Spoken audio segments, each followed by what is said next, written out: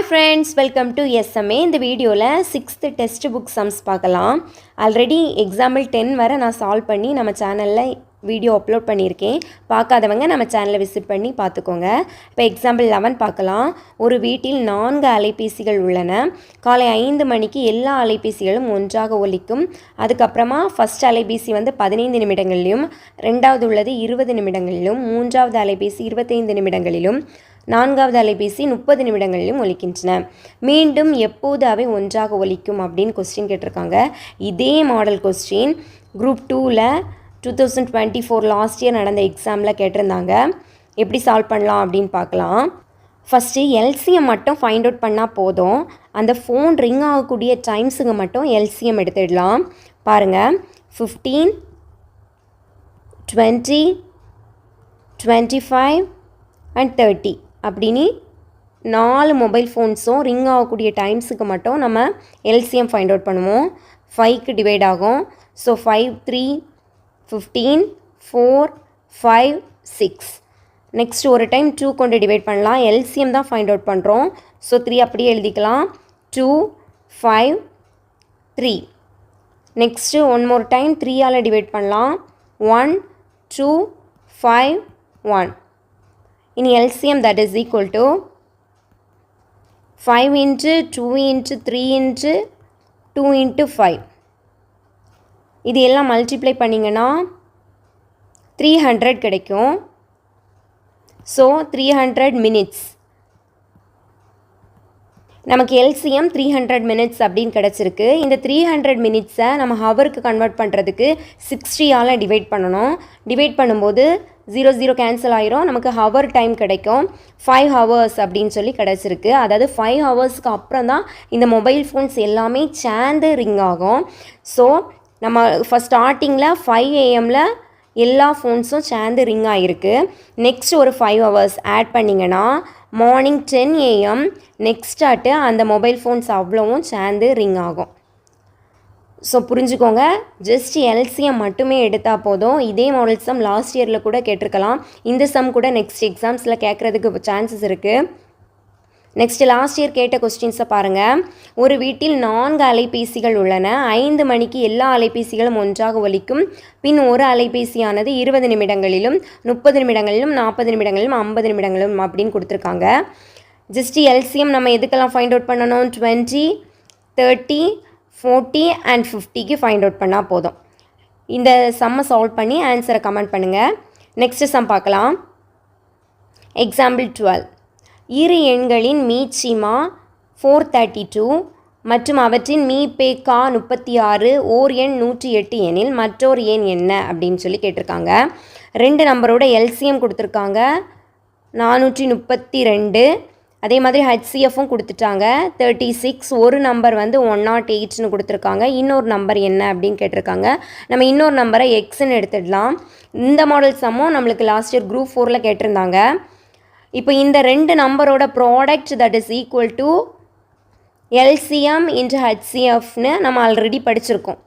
So அதை அப்படியே நம்ம சப்ஸ்டியூட் பண்ணோன்னா ப்ராடக்ட் எடுக்கும்போது 108 into X that is equal to 432 into 36. இதை கேன்சல் பண்ணிங்கன்னா 3க்கு டேரெக்டாக கேன்சல் ஆகும். இனி 3யை கொண்டு இதை கேன்சல் பண்ணும்போது 1, 4, 4. ஸோ இன்னொரு number that is equal to 144. இந்த ஃபார்முலா மட்டும் தெரிஞ்சால் போதும். 2 நம்பரோட product that is equal to LCM into HCF of that numbers. Next sum பார்க்கலாம். எக்ஸாம்பிள் 13. இரு சார்பகா எண்களின் மீச்சிமா 5005 ஓர் எண் 65 எனில் மற்றொரு எண் என்ன அப்படின்னு சொல்லி கேட்டிருக்காங்க. இப்போ நமக்கு எல்சிஎம் மட்டும்தான் கொடுத்துருக்காங்க 5005 அப்படின்னு. ஹெச்சிஎஃப் கொடுக்கல. ஏன்னா இந்த 2 நம்பர்ஸும் கோப்ரைம் நம்பர்ஸ். கோப்ரைம் நம்பர்ஸோட HCF value that is equal to 1. So அதனால் கொஸ்டின் நமக்கு கொடுக்கல. ஒரு நம்பர் கொடுத்துருக்காங்க 65ன்னு. அதை நம்பரை நம்ம எக்ஸ்ன்னு எடுத்துடலாம். சேம் அதே ஃபார்முலா தான். Product that is equal to LCM into HCF. 65 into X that is equal to 5005 into 1. இப்போ நீங்கள் கேன்சல் பண்ணிங்கன்னா 5க்கு கேன்சல் ஆகும். 3, 1, 0, 0, 1.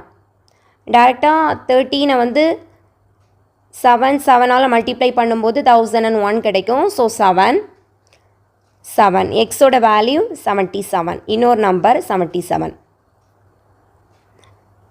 நெக்ஸ்ட் வந்து எக்ஸசைஸ் தான் இருக்குது. ஸோ அதை நம்ம நெக்ஸ்ட் வீடியோவில் பார்க்கலாம். இப்போ சம்மரி பாருங்கள்.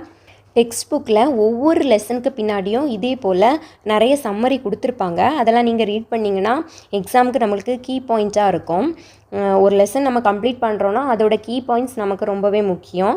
இதை ரீட் பண்ணிங்கன்னா உங்களுக்கு அந்த லெசனை அண்டர்ஸ்டாண்ட் பண்ணுறதுக்கு யூஸ் ஆகும். இப்போ பாருங்கள், ஒன்றை விட அதிகமான ஒரு இயல் எண்ணானது ஒன்று மற்றும் அதே எண்ணை மட்டுமே காரணிகளாக பெற்றிருப்பின் அது பகா எண் எனப்படும். இப்போ இதில் நம்ம ப்ரைம் நம்பரை பற்றி சொல்லியிருக்காங்க. ப்ரைம் நம்பர் அப்படின்னா ஒன்று மற்றும் அதே எண்ணை காரணிகளாக பெற்றிருக்கும். அதாவது அதோட ஃபேக்டர்ஸ் ஒன்றா இருக்கும், இல்லைனா அந்த நம்பராக இருக்கும். இப்போ எக்ஸ்ன்னு அந்த நம்பரை எடுத்துட்டோன்னா அதோட ஃபேக்டர்ஸ் 1, x. ஸோ அதை நம்ம என்னன்னு சொல்லலாம், ப்ரைம் நம்பர்ஸ் அப்படின்னு சொல்லலாம். நெக்ஸ்ட்டு, ஒரு இயல் எண்ணானது இரண்டுக்கும் மேற்பட்ட காரணிகளை பெற்றிருப்பின் அது பகு எண் எனப்படும். அதாவது காம்போசைட் நம்பர்ஸ். பகா எண்ணுக்கு அப்படியே ஆப்போசிட்டாக இருக்கும், இரண்டிற்கு மேற்பட்ட காரணிகளை கொண்டிருக்கும். காரணிகள் அப்படின்னா ஃபேக்டர்ஸ் அப்படின்னு சொல்லுவாங்க. இரண்டுக்கும் மேற்பட்ட காரணிகளை கொண்டு இருந்தனா அதை வந்து நம்ம காம்போசைட் நம்பர்ஸ்னு சொல்கிறோம். ஒன்றும் அதே நம்பரும் ஃபேக்டர்ஸாக இருந்தனா அதை நம்ம ப்ரைம் நம்பர்ஸ் அப்படின்னு சொல்கிறோம். நெக்ஸ்ட், ஒரு ஜோடி பகா எண்களுக்கிடையே உள்ள வேறுபாடு 2 எனில் அவை இரட்டை பகா எண்கள் எனப்படும். ஃபார் எக்ஸாம்பிள் 3,5 எடுத்துடலாம். இந்த ரெண்டுக்கு இடையில உள்ள டிஃப்ரென்ஸ் பாருங்கள் 2. ஸோ இந்த ரெண்டு நம்பரையும் நம்ம இரட்டை பகா எண்கள் அப்படின்னு சொல்கிறோம். நெக்ஸ்ட்டு, ஒவ்வொரு பகு எண்ணும் பகா எண்களின் பெருக்கல் பலனாக ஒரே வழியில் மட்டுமே எழுத முடியும். இப்போ 6 அப்படிங்கிற பகு எண்ணை நம்ம எடுத்துட்டோன்னா அதை பகா எண்களின் பெருக்கல் பலனாக எப்படி எழுதலாம், 2 × 3ன்னு மட்டும்தான் நம்மளால் எழுத முடியும். அதுதான் அதில் கொடுத்துருக்காங்க. நெக்ஸ்ட்டு, எவையேனும் இரு பூஜ்ஜியமற்ற முழு எண்களின் மீப்பெரு பொது காரணி என்பது அந்த இரு எண்களின் மிகப்பெரிய பொதுவான காரணி ஆகும். ஆல்ரெடி நிறைய வாட்டி நான் இதை எக்ஸ்பிளைன் பண்ணியிருக்கேன்.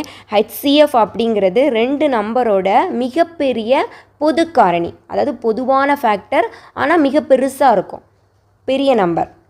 ஓகே, அதான் HCF.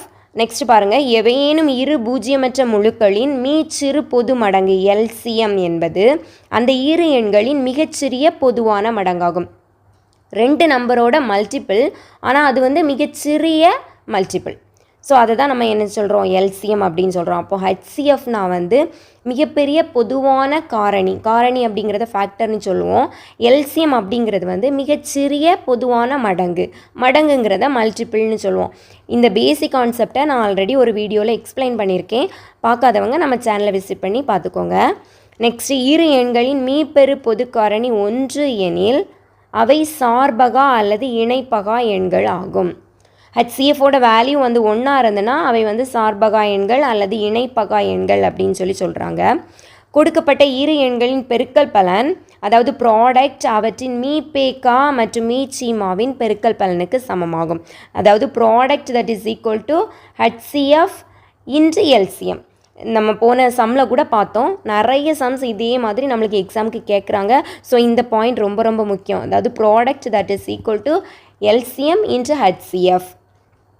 நல்லா அண்டர்ஸ்டாண்ட் ஆகிருக்கும்னு நினைக்கிறேன். இனி எக்ஸசைஸ் சம்ஸ் நெக்ஸ்ட் வீடியோவில் பார்க்கலாம்.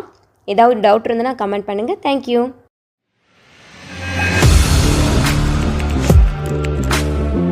Audio Jungle.